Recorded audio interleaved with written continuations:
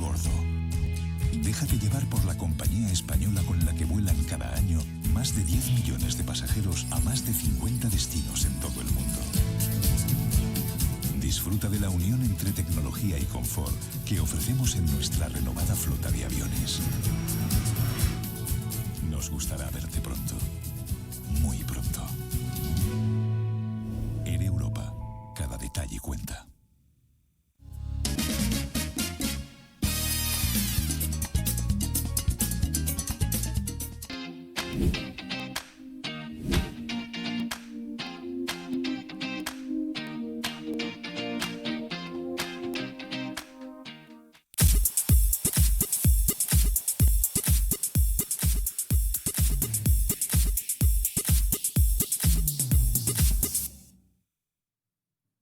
Hey, saludos para todos. Esto es Ser Sostenible. Yo soy Nino. Gracias mil por estar con nosotros en esta tarde. Cuando hablamos de desarrollo sostenible, lo he dicho muchas veces, hay una dinámica de 3 dimensiones que está involucrada.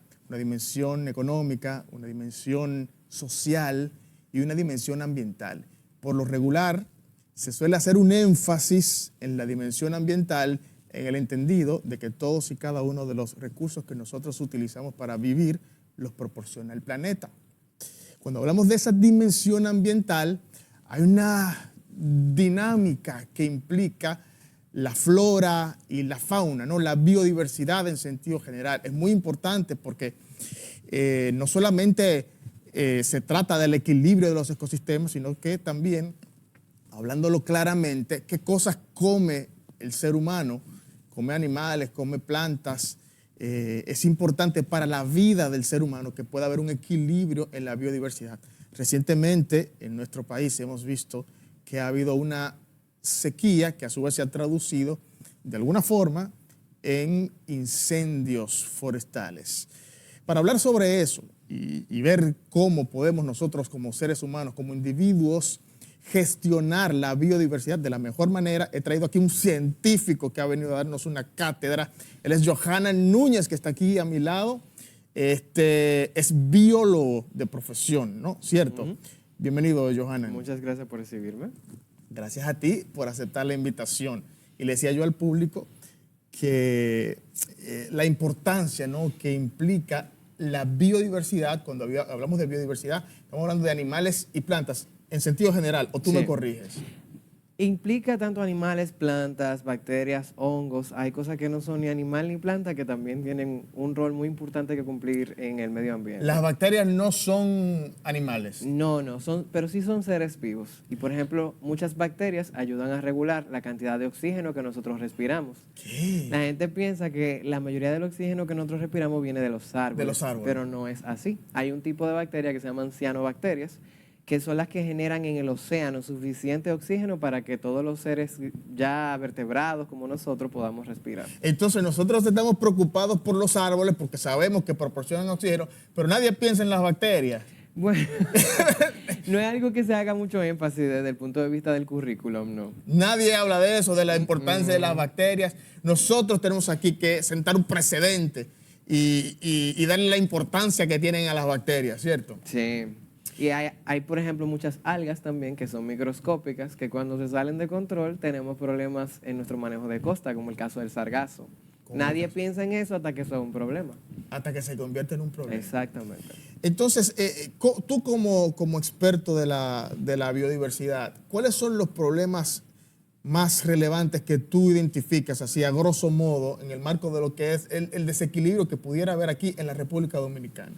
Bueno, nosotros tenemos pérdida de las cuencas altas de todos los parques nacionales de República Dominicana. ¿Qué son las cuencas altas? Las cuencas altas son básicamente, en términos generales, como donde se forman los ríos y arroyos. Okay. Entonces, si nosotros, por ejemplo, hacemos agricultura en lugares que está prohibida, como pasa en la mayoría de los parques nacionales, que donde debería de haber arbustos que ayuden a colectar agua, hay siembra de aguacate, entonces toda esa agua que debería juntarse ahí es secuestrada por ese cultivo y no llega hacia cuenca abajo, donde entonces los agricultores que están más abajo no la pueden utilizar. Eso nosotros lo vemos, por ejemplo, mucho en la falda sur del Parque Nacional Valle Nuevo, que eso es un fenómeno que se llama secuestro de agua. Secuestro de Sí, agua. entonces pasa también en Sierra de Bauruco, en un lugar que se llama Los Arroyos, pasa mucho en los Haitises. Entonces, la mayoría de nuestros parques nacionales están lamentablemente siendo agobiados por la agricultura ilegal.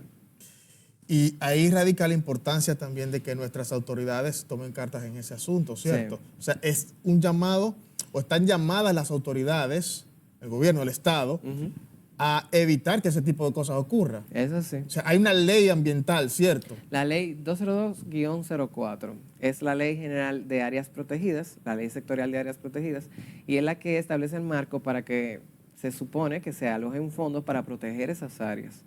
Pero una cosa es lo linda que está escrito en la ley y otra es la realidad de cómo se implementa. Lamentablemente siendo el caso. Y ese es el peor de los desafíos que tú identificas aquí en la Es RD. uno de los más vitales para nuestra supervivencia como sociedad, porque si no tenemos agua, pues lamentablemente los seres humanos requerimos agua para la agricultura, para nosotros comer, para nosotros bañarnos, para existir. Para sobrevivir, Necesitamos agua. Entonces, para mí, ese es el número uno. Luego de ahí, si yo pudiera hacer una lista hacia el número 2, diría el tema de cómo manejamos nuestros residuos sólidos. Nosotros en República Dominicana tenemos mucho problema con la contaminación, sobre todo plástica, todo lo que es desechable. Nos han puesto un modelo económico en República Dominicana que no valora los residuos y por tanto terminan en todos los lugares menos donde deben de terminar. Cuando tú dices que no valoramos los residuos, ¿a qué tú te refieres? Que por ejemplo, nosotros pensamos que usamos un vaso o usamos un envase de Tetra Pak, por decir un material. En otros países se incentiva a que la persona, después de que lo utiliza, se le da algún beneficio por llevarlo a un centro de acopio, por ejemplo. Yo duré un tiempo viviendo en Taiwán y allá todo el mundo, cada vez que uno está bebiendo una botellita de agua, te miran como, ¿la va a botar o no la va a botar? A ver qué va a hacer con ella. Y ellos en Taiwán le dan a las personas el peso de las fundas plásticas de colecta que ellos tienen. Entonces, digamos que tú llevas 1 kilo de plástico. Ese kilo te dan un token y con eso tú tienes tu lavandería paga. Entonces, hay beneficios que la gente puede recibir si vemos valor en el hecho de recopilar los residuos y llevarlos al lugar correcto. El tema es que como sociedad ahora mismo no es nuestra prioridad. Eso es en cuanto a, digamos, porque el manejo de los residuos sólidos sí es un caso que es harto conocido, pero cuando hablamos, por ejemplo, del manejo o la gestión de la biodiversidad, ¿qué tipo de desafíos o de problemas tú identificas que nosotros pudiéramos de alguna forma resolver a través de alguna gestión individual? Claro. Vamos a hablar primero un poquito a nivel sistémico y luego a nivel de lo que nosotros podemos hacer individual como persona. La gestión de la biodiversidad nos permite entender el valor a largo plazo de la utilización de un recurso versus el valor a corto plazo. A corto plazo vemos, por ejemplo, en un parque nacional muchos pinos y decimos, bueno, eso no se le está sacando provecho, vamos a sembrar ahí. Diría el agricultor que está en el campo y que tiene una necesidad material de que tiene que comer. Sí. Eso se puede entender. Ahora, vamos a dejar que acaben con ese recurso para que esa persona haga X cantidad de ganancias a corto plazo, o vemos el servicio a nivel ecosistémico que nos provee ese ecosistema, valga la redundancia. Que por cierto, disculpa que te interrumpa, la mayoría de los individuos desaprensivos que hacen agricultura en esas áreas protegidas no son campesinos que están en necesidad. No, son grandes empresarios. Son grandes terratenientes. Tumpotes, como dicen. Y tienen mucho peso político. Entonces, por eso vemos muchos casos que pasan algunos desastres y nadie va preso porque están aliados al poder en muchos casos. Están conectados. Exactamente. Entonces, hay algo que se llaman los servicios ecosistémicos. ¿Cuántos millones de pesos en agua nosotros gastaríamos si nosotros decimamos ciertas partes de bosque que nos proveen de esa agua? O sea, hace un análisis de costo-beneficio. ¿Qué conviene? Que yo mantenga esa área protegida bien protegida, valga la redundancia, porque entonces lo que voy a dejar de ganar a largo plazo, si yo hago un beneficio a corto plazo, es menor. Eso se ve mucho en Valle Nuevo. Valle Nuevo le da agua a 7 de cada 10 dominicanos, por ejemplo. Wow. Entonces, si nosotros dejamos que por sembrar papa o zanahoria o aguacate, se van a buscar 1 o 2 millones de pesos a las personas que sembraron en ese ciclo, pero y las cantidades de agua entonces que nosotros vamos a dejar de percibir, la cantidad de energía eléctrica que va a dejar de ser generada porque tenemos muchas áreas represadas en nuestro país y hay muchas comunidades rurales que dependen de esa electricidad. Entonces, calcular qué nos beneficia más. Y yo abogo porque se proteja y se gestione esa biodiversidad de manera que nos beneficie a largo plazo. Lógico, y que beneficia a mucho más gente, ¿cierto? Precisamente. Vamos a hablar sobre los desastres naturales. Hemos visto hace poco que ha habido unos incendios forestales en la República Dominicana. De alguna manera se derivan de una sequía. Entonces, háblanos sobre eso.